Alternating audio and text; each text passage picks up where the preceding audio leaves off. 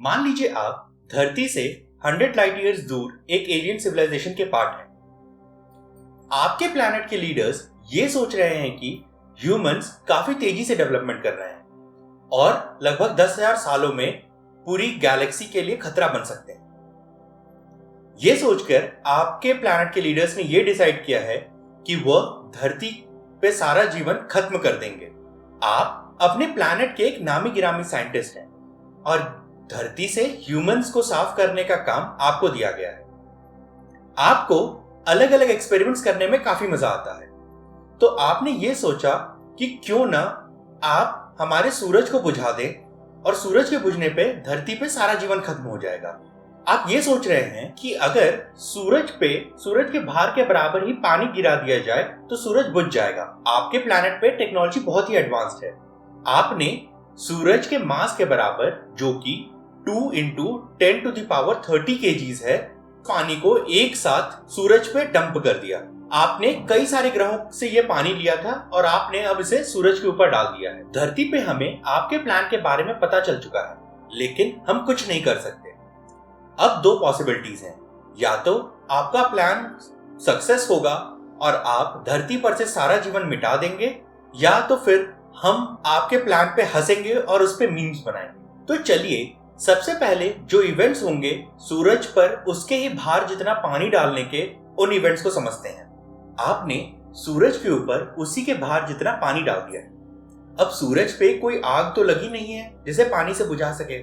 जैसे कि धरती पे जब कोई आग लगती है तो हम उसे पानी से बुझा सकते हैं। धरती पर जब किसी भी चीज में आग लगती है तो हम उसमें पानी डाल के इसलिए बुझा पाते हैं क्योंकि पानी डालने से ऑक्सीजन की सप्लाई कट ऑफ हो जाती है और आग के जलते रहने के लिए एक कंबस्टिबल मटेरियल के अलावा ऑक्सीजन भी जरूरी होती है। अब सूरज पे तो न्यूक्लियर फ्यूजन की वजह से एनर्जी प्रोड्यूस हो रही है, इसलिए ऑक्सीजन कट ऑफ करने का तो सवाल ही पैदा नहीं होता।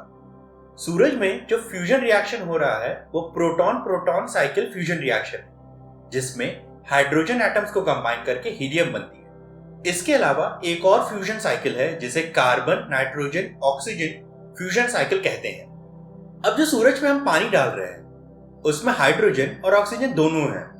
ऑक्सीजन सन पे पाए जाने वाले बाकी एलिमेंट से ज्यादा भारी है, इसीलिए जब हम सूरज पे पानी डालते हैं तो सूरज पूरे पानी को तुरंत ही हाइड्रोजन और ऑक्सीजन में ब्रेक कर देता है और ऑक्सीजन जो कि भारी है वह सन के कोर में पहुंच जाता है।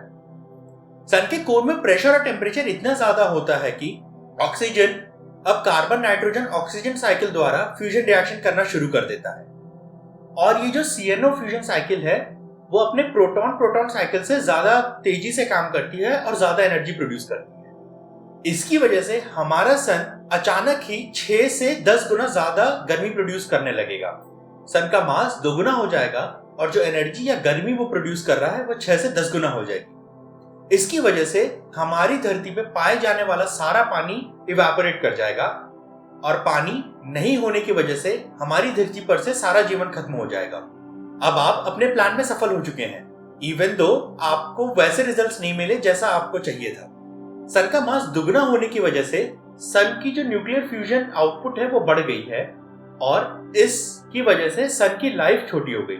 हमारा सन अभी 4.5 बिलियन साल कम से कम और बना रहता, लेकिन carbon nitrogen oxygen fusion cycle के चलने की वजह से सन की लाइफ कुछ ही मिलियन साल बच जाती है और इसके बाद सन रेड सुपर जायंट बनके खत्म हो जाएगा। वैसे आप अगर सन को सही में बुझाना चाहते थे, ये जो पूरा पानी आपने सन के ऊपर डाला था आप उसे लाइट की स्पीड से डाल सकते थे। लाइट की स्पीड से ये पानी डालने पे सन 2 टुकड़ों में बट जाता और प्रेशर और टेम्परेचर कम हो जाते सन के कोर में, जिसकी वजह से सन में हो रहा फ्यूजन रिएक्शन अचानक ही बंद पड़ जाता और सन बुझ जाता। होपफुली कोई एडवांस एलियन सिविलाइजेशन ऐसा कुछ प्लान नहीं कर रही है। Thank you and stay curious.